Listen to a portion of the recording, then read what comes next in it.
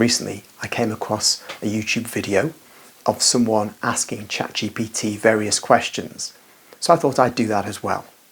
Here goes. ChatGPT, I have a question. Sure, go ahead with your question.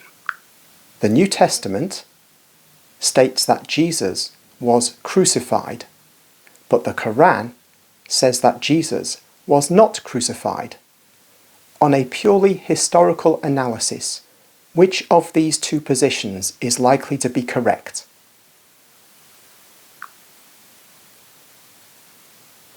From a historical perspective, determining the accuracy of these claims involves examining various sources, including historical texts, archaeological evidence, and the context of the times. The New Testament accounts of Jesus' crucifixion are based on early Christian writings, and while they are crucial to Christian theology, their primary aim is to convey religious truths rather than strictly historical facts. These texts were written by followers of Jesus who believed in his divine nature and mission.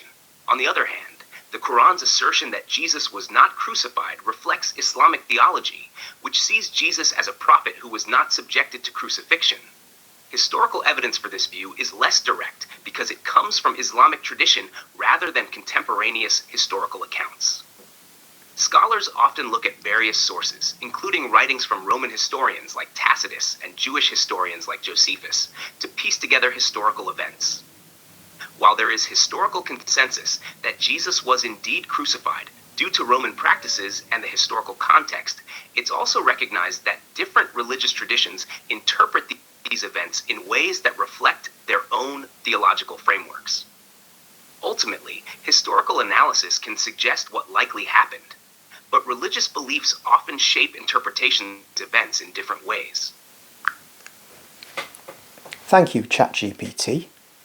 So now, please tell me, in one sentence, is it more likely on an historical analysis that Jesus was crucified and therefore the Gospels are correct on this point, or that Jesus was not crucified and that the Qur'an is correct on this point?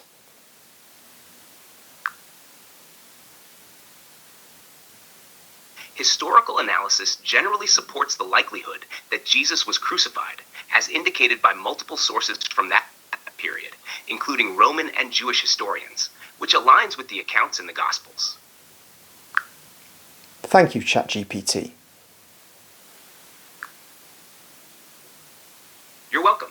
If you have any more questions, feel free to ask. Well, that's interesting.